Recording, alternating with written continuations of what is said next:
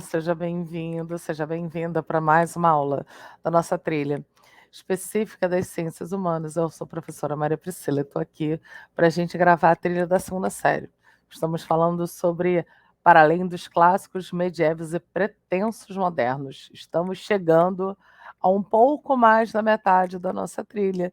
Estamos chegando na unidade número 3. Essa unidade tem 4 temas, então vamos lá olhar o nosso material, né? Porque a gente tem algumas coisas para conversar hoje, então vamos lá. Nossa capa ali de introdução, né? Então, sobre o que a gente vai falar na unidade número 3, entre acenos e pensamentos cotidianos. A gente vai começar agora falando sobre a questão "Você fala a minha língua?". A gente está falando, então, sobre... A gente vai começar a fazer uma abordagem a partir de agora sobre uma questão da linguagem, da questão da linguística, da importância, da dinâmica cultural, da criação dos idiomas. Então, nesse tema, analisaremos a transformação do latim no período medieval e o nosso processo histórico que surgiu as suas variações, lembrando sempre, né, porque como a gente está no Ocidente, a gente faz muito uma leitura, né, de Grécia e Roma para cá. Então a gente faz a leitura a partir de uma concepção muito grega e romana, e como é que foi a influência da questão da forma de pensar e de falar a partir lá dos romanos.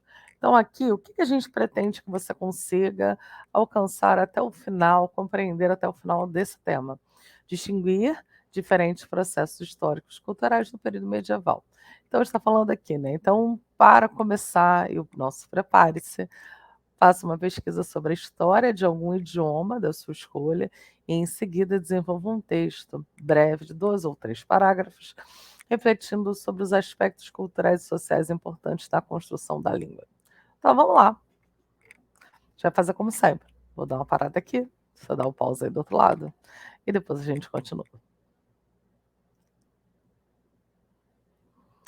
Muito bem. Então, bora lá, que a gente tem o material, a gente começa a falar aqui sobre a questão, né, da nossa língua, lembrando que no tema número 3, na unidade número 13, a gente tem esses 4 temas, né? A gente está começando aí para a questão do fala a minha língua, e aí está aqui, a gente vai se debruçar perguntando, né, por meio da língua. Então, assim, a língua é um processo dinâmico ou ele é um processo estático em sociedade? E aí a gente começa aqui assim, por meio da língua, os indivíduos expõem pensamentos, emoções, interagem e convivem em sociedade buscando outros indivíduos a se comunicarem de maneira semelhante, ou seja, com os quais se identifiquem e que falem a sua língua. No entanto, o mesmo dentro de uma língua, há diversidade, por exemplo. Em cada região do Brasil, há expressões populares características da linguagem local, as quais nem sempre são compreendidas em todas as regiões. Então, a gente está falando, por exemplo, o Brasil, que é um país de tamanho continental, tem uma única língua materna, um único idioma materno, né, que é o português. Porém, isso não significa que não vai ter variações linguísticas, né, dentro do nosso território brasileiro. A gente vai falar aí sobre há uma, há uma pequena variação, está dando na travada aqui no material, então vou de novo. Há uma variação com o aspecto linguístico, né? Então aqui, né, são compreendidos em outras regiões, pode ocorrer de a mesma expressão ser comum em mais de uma região, mas não em todas. Então, aqui tem um exemplo que é legal, né? Pegar o beco, recorrente no norte e do nordeste, significa ir embora, enquanto que aqui, né, no sudeste, no Rio de Janeiro, a gente vai falar do vaza, do mete o pé, né? Isso significa que há uma variação linguística. E aqui a gente vai começar a perceber que há uma diversidade linguísticas faladas pelos seres humanos ao redor do mundo. Pode ser um assunto interessante para se explorar no processo histórico da humanidade, um exemplo de ascensão do latim durante a Idade Média. Então, uma das coisas que vai ser muito debruçada nesse tema é a questão do Império Romano, né, que tinha o latim enquanto idioma, né, é, oficial, vamos botar desse jeito, mas a gente também reconhece que dentro do Império Romano a gente tinha uma grande diversificação cultural, né, das práticas, dos comportamentos, porque a gente fala a partir da expansão do Império Romano. E aí eu sempre gosto de pensar a questão da do tempo e da questão da dimensão do Império Romano. Então voltei aqui para o nosso material só para a gente se dar conta, né, então a gente está falando aqui, essa era a extensão. É claro que o Império Romano não vai se constituir desde o início dessa forma, né, ele vai sendo construído e ampliado, né, a gente tem aí uma ampliação desse território, né, ele vai se formar nessa constituição grande. A gente está falando de um período histórico que não tinha avião, que não tinha carro, que a maioria dos processos de conquista eram feitos com os exércitos indo, caminhando, então a gente está falando de um tamanho muito significativo. Por que que isso é importante para a gente pensar? Porque a gente está falando dessa diversidade cultural e dinâmica, né, dentro da questão do Império Romano. Então a gente vai falar aqui, ó, que nem em Gênesis, o primeiro livro da Bíblia, onde narrar a criação do mundo e dos seres humanos, há uma passagem que na cosmovisão cristã foi interpretada como explicação para o surgimento de várias línguas, variedade das línguas. Segundo o texto, após o dilúvio, os descendentes de Noé começaram a repovoar o mundo. E naquele momento, como, se, como não tinha, como tinham se originado de uma ascendência restrita, todos falavam a mesma língua. E a gente vai ter noção de que a questão linguística ela tem uma dinâmica, né, ela tem uma mudança. A gente não vai falar de um padrão fixo, restrito, a gente vai falar dessas variações linguísticas, as variações linguísticas, essas transformações que acabam sendo constituídos. Ensinar a região da Mesopotâmia, sob o comando do rei Nirode, bisneto de Noé, os homens decidiram erguer a torre de tijolos unidos por piche, capaz de chegar até os céus. E aí a gente vai ver aqui que a gente está falando sobre a Torre de Babel. Então essa aqui vai ser uma pintura, né, de Bruegel, fazendo uma representação do que a gente chama, né, que foi a construção dele, a identificação dele com relação à Torre de Babel. Vamos voltar ao nosso material, que é essa pintura aqui, ó. Tá vendo?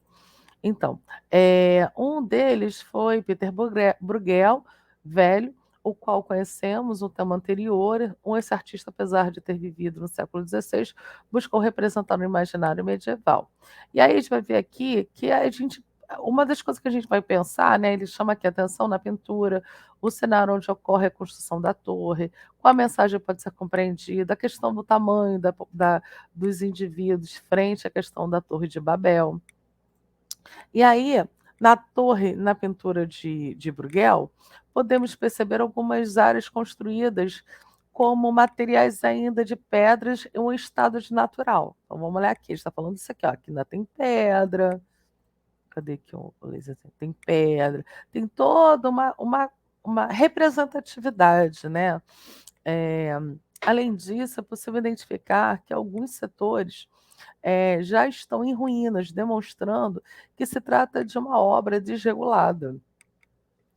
E desse modo, a torre assim é como a língua, é paradoxal, já em transformação antes mesmo de ser concluída. Então, assim, quando a gente vai falar de questão linguística, a gente vai se dar conta de que o idioma ele é vivo, ele se transforma, ele se adapta, a gente coloca novas variações linguísticas, novas formas de entender, né? A gente readapta palavras, a gente tem sentido de metafóricos, alegóricos, que não são o que a gente chama de literalidades, né? Se usar a torre da pintura como metáfora da língua comum entre os seres humanos, podemos concluir que essa unidade, homogeneidade linguística seria possível. A tela de Bruegel mostra como a vida humana é complexa e dinâmica, conflitiva e múltipla, de maneira que não haveria como todos falarem o mesmo idioma e viverem em concórdia. E aí, a gente vai ver aqui que na Europa, que a gente chama de Europa medieval, né, foi herdeira de um Império Romano em muitos sentidos. Analisamos o exemplo disso nas discussões envolvendo o conceito medieval de império e a forte presença da igreja na organização da vida cotidiana e espiritual, o que foi uma das consequências do reconhecimento no final do século IV, do cristianismo como a religião oficial de Roma. Mas a gente precisa lembrar que dentro do Império Romano havia uma diversidade cultural. E como a gente sabe, né, que a gente estuda, quando a gente fala sobre cultura, a gente está falando de hábitos, de costumes, mas também a gente está falando da questão do idioma, da língua. Então, por exemplo, a gente fala português no Brasil, você fala português em Portugal, você fala português no Cabo Verde.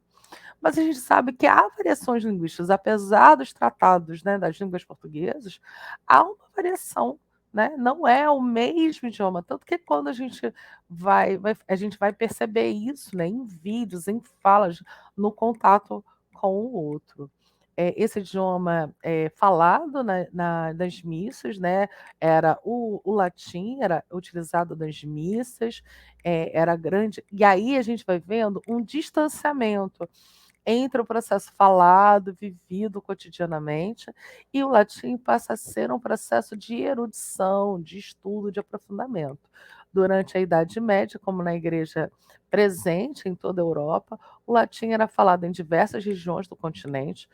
Por exemplo, no século V, quando os irlandeses foram convertidos ao cristianismo, o latim teve de ser estudado por religiosos daquela ilha. Esse processo criou uma distinção entre o idioma, pois o latim da Irlanda era muito formal essa estrutura, porque ela não era nativa, ela não era local, ela era trazida. Portanto, ela teve acréscimos locais, o que é a característica da cultura, que é um processo dinâmico. Esse processo de diversificação ocorre em todas as línguas, haja vista como todo idioma se modifica com o uso conforme a denotação por novos falantes.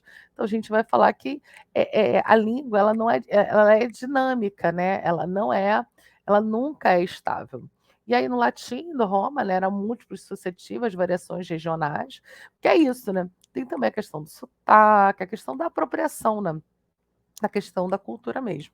Além disso, o latim clássico se tornou ao longo da Idade Média uma língua utilizada sobretudo por religiosos. É isso que eu estou falando, ela vai ter um aspecto, né, de sábio, de intelectualizado, dos privilegiados, né? Ele vai falar assim, associado aos poucos privilegiados que tinha a frequência das escolas e universidades. E aqui vai contar a experiência desse monge, e esse monge ele vai demonstrar como é que era, né, a questão do aprendizado. Ele vai falar sobre o método, né? Então, cadê aqui? Agora sim. Ele vai falar que em 816, né, a primeira coisa que você tinha que fazer era aprender de cor algumas expressões, havia uma obrigatoriedade de fala com relação ao latim, mas existiam em momentos que não eram tão obrigatórios. Ele vai dizer depois que há um aprofundamento da questão do estudo na questão do latim, e a gente vai vendo como ele vai acabar sendo muito mais adepto à questão da igreja, dos estudos e dos eruditos. Mas e aí se afastando também da questão do cotidiano, né? Então ele fala que o latim se percebe entre a antiguidade e a Idade Média e podia ser oficial e formal, mas também vulgar e múltiplo, foi sendo modificado nas diferentes localidades. No período final da Idade Média, da Baixa Idade Média, desculpa, conforme as monarquias se consolidavam, o surgimento os estados modernos, e esse idioma perdeu cada vez mais espaço e acabou ficando muito mais restrito àqueles que estudavam e se aprofundavam. Então, o apreço aos pensadores do século XIV, que vão falar sobre a questão do Renascimento, eles vão falar sobre os precursores, né? A questão para esses autores humanistas, precursores do Renascimento, era preciso retornar à língua latina clássica, como era falada pelos poetas romanos. E aí, a gente vai perceber, né, a questão do latim, né, e vai falar sobre a questão dos idiomas vernáculos. Esse latim, durante a Idade Média, era uma língua falada no corpo da igreja dos intelectuais, como expressava a maioria da população. A primeira coisa que tinha que fazer era aprender de cor algumas frases, né, que isso está lá no texto do monge, desculpa, a conversão latina para fazer-se entender o latim pelos colegas. A maioria deles estava mais adiantados, e alguns no segundo, outros no terceiro ano, a gramática. Portanto, tinha como exceção o receio de conversar sempre em latim, mas nós, os primeiros, era permitido, quando necessário, conversar em alemão. Então, o monge falava com o alemão como língua materna, um idioma de origem germânica, e os alunos mais adiantados podiam se expressar sem utilizar o latim durante o período do recreio, porque é isso, precisava se aprender a questão do domínio da questão do idioma.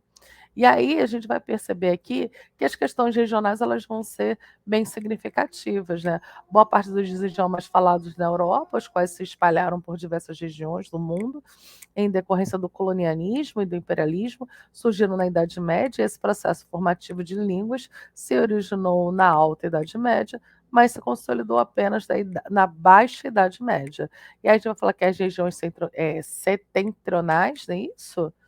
Setentrionais, onde a presença do Império Romano foi mais fraca, então surgiu de nomes de origem germânica e celta. A gente lembra do tamanho, né, do Império Romano, por isso que vai ter essa presença menos marcante, vamos botar assim, de origem no leste europeu. Grande parte dos povos ocupavam Roma, foram assim os idiomas eslavos, e das regiões meridionais, onde a presença romana foi forte, surgiram os idiomas românicos e os neolatinos, frutos de variações de latins e difusões como idiomas bárbaros, com dialetos. É isso, né? Como a gente está falando de um império que era um império de conquista, de ampliação, a gente está vendo como é que tem essa mudança linguística e como é que ela vai acabar se relacionando, e a gente vai entendendo que a questão linguística ela acaba sendo fruto de um processo cultural. A gente vai ficando por aqui. Não deixe de ver o seu material e acompanhar as nossas aulas aqui, principalmente na sua unidade, tá bom? Um beijo e até a próxima.